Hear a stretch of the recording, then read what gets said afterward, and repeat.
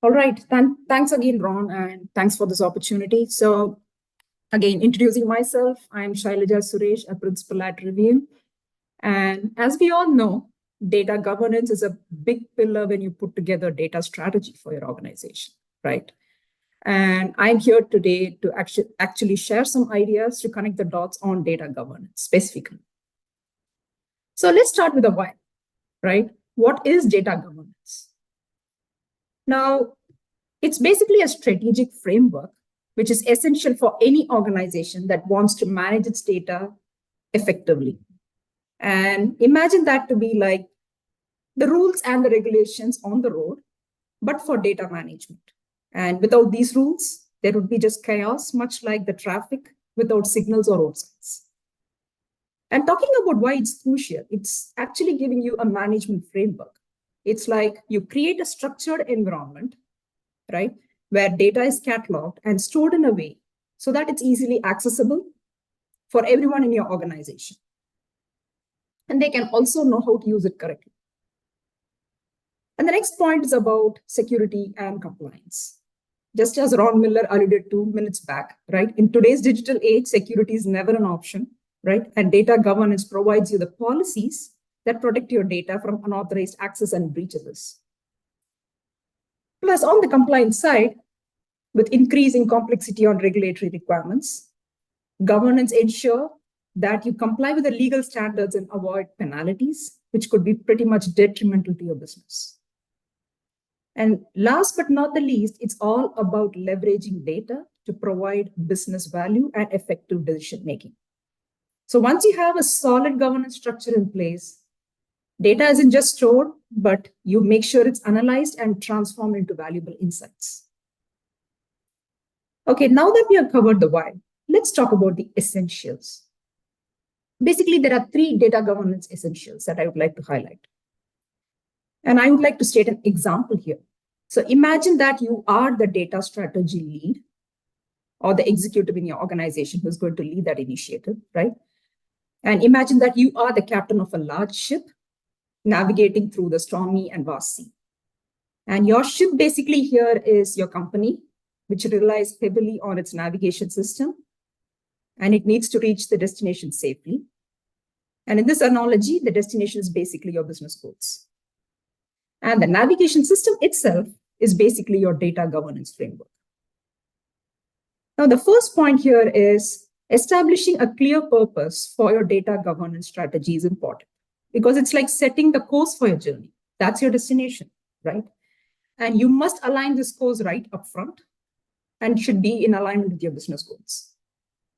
And it could be as simple as improving your operational efficiency, as an example. And secondly, just as a ship's captain depends on a variety of instruments and charts, your organization needs a robust set of tools and rules for your governance framework. And this is basically like the clear policies, and you have dedicated data stewards or managers in your organization, and also making sure that you have a robust architecture that ensures data flows seamlessly across departments.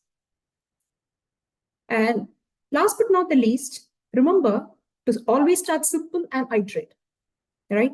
Now consider the dangers of actually over-regulating your navigation system. So probably your ship might propel forward, right, in a straight direction to its destination.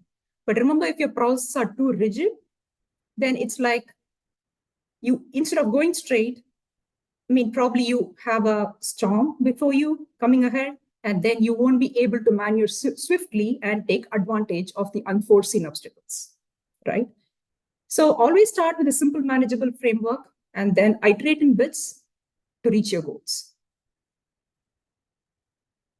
All right, so I want to actually talk about a case study in this presentation. And one of the first quote that I want to highlight is garbage in is garbage out. And we're all familiar with this quote. So a few years ago, I was part of a project for a healthcare provider, transitioning from an outdated patient record system to a new state-of-the-art platform. So the old system was actually clunky and slow, no doubt, but the data it held was actually invaluable because it had lots of patient histories and also some outcomes. Now, what do you think was the biggest hurdle or challenge when implementing this new state-of-the-art platform? It was never about the new technology or the software. It was only about tapping into the right piece of historical data such that it adds value to your business. And one of the pitfalls that comes along with this is data hoarding. I'm sure all of you have hoarded data before, including myself, right? There are always moments in my day job where I think like, okay, let me just have it in a folder. Let me just put it somewhere in Amazon S3. And at the end of the day, it's always about futuristic thinking, right? Somewhere down the line, this data might make sense. I can get something from this data. But one of the things to always reflect on is make sure you actually use the right data so that you don't send garbage in and get garbage out in terms of your business value. So that was one of the biggest lessons I learned. Use the right data for your insights. And as I navigated through this case study, I mean, as I navigate through this example, one of the other challenges is the data silo problem. And data silos, it's across industries, right? We have all heard this term, fragmented data sources across multiple departments within the organization. And it's basically like puzzle pieces scattered across multiple rooms. So one of the ways to actually handle that is to consolidate and standardize your data formats right up front when you put together your data pipelines. And one of the other issues is about the integrity and redundancy piece, which is again data quality. Make sure we just touched on this a minute back. So make sure you don't have inaccuracies or duplicates because it can skew your business value. The third one is pretty important. So it's basically assigning the right roles and responsibilities so that you avoid the situation of lacking of ownership and accountability. So without clear roles, data governance can resemble a ship without a captain, period. And it's prone to be mismanaged.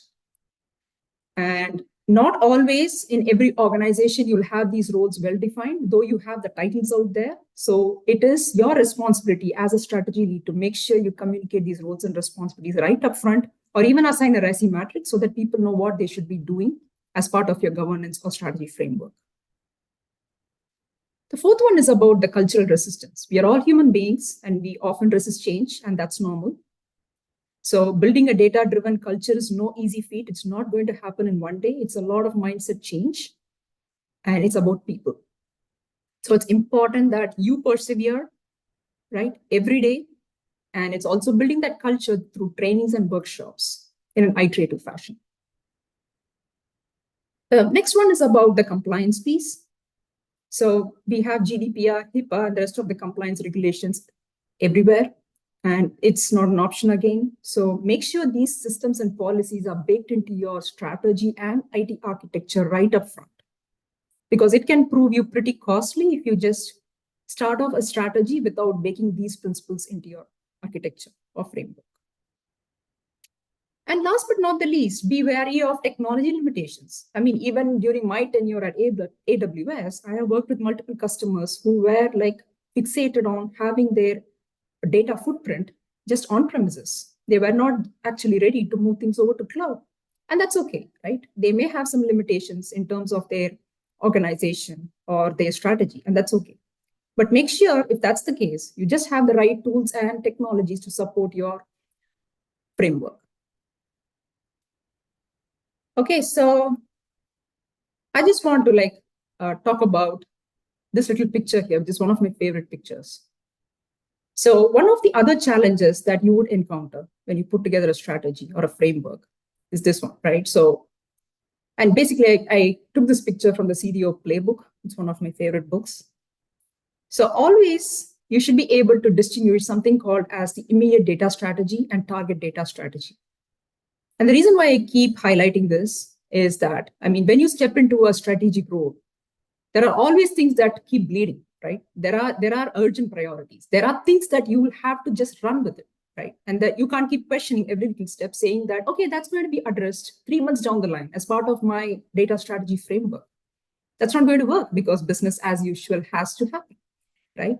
So distinguish these two dimensions right up front and make sure that each of the tasks that you are aligning the organization with falls into each of these buckets very clearly.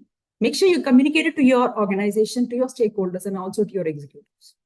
Because if one of these items that's there in the immediate strategy gets into the target and vice versa, then you have a lot of ambiguous situations here. And you can save a lot of time and effort if you just realize this earlier.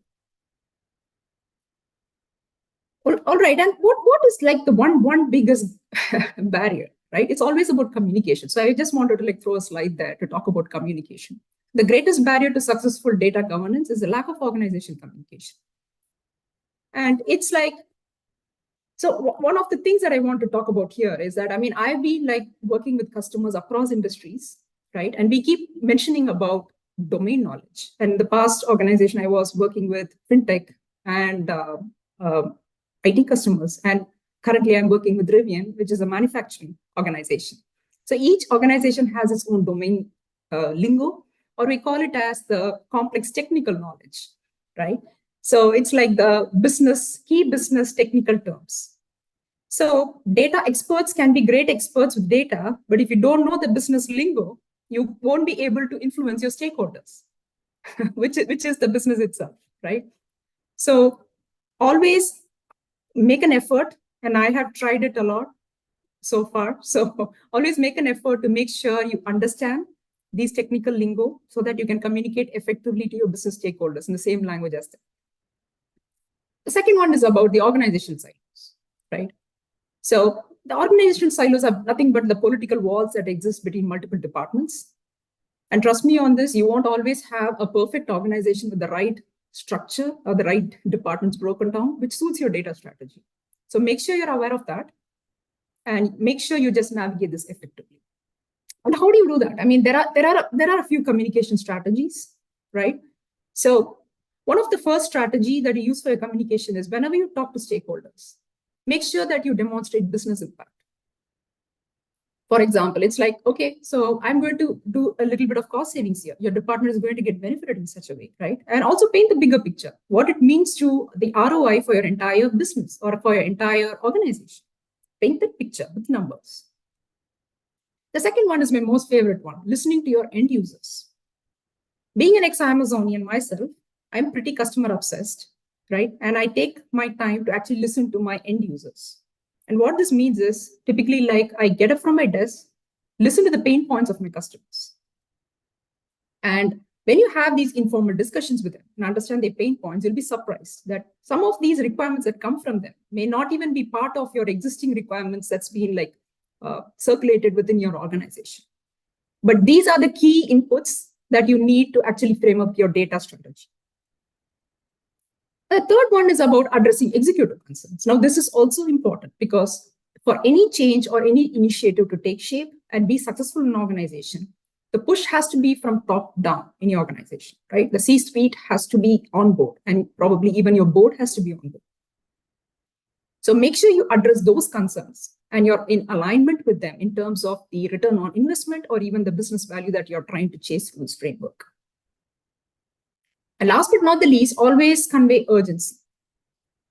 So there is pretty much like I get hung up on the term. For example, when I say strategy, right? For me, it's always like, okay, is it a 9-month strategy or probably a 12-month strategy? Strategy is always sometime in future. It's long-term. That's not always true. So when you have disruptor technologies like Gen AI coming into the picture now, I think we have started to actually execute projects in a much faster fashion in small increments. And I have seen projects at Rivian which get executed on a weekly basis. So that's the pace of innovation right now. So make sure you convey that urgency so that you can get things done on time. And strategy is not always about the 1-year horizon. All right, so that's one of the last slides I have. So I'm a fan of Gartner, having been an ex-Amazonian, so I go by their metrics. So one of the things that I wanted to highlight through this slide is that Gartner says by 2027, 60% of organizations will fail to realize the anticipated value of the AI use cases due to incohesive ethical governance frameworks. So what does that mean? All that means is there is never a good time to actually start with data governance. The timing is always now. So today is the right timing to actually start putting together some data governance practices for your organization. All right, that's all I had for today. Thank you so much for listening and hope you had some key takeaways from this presentation.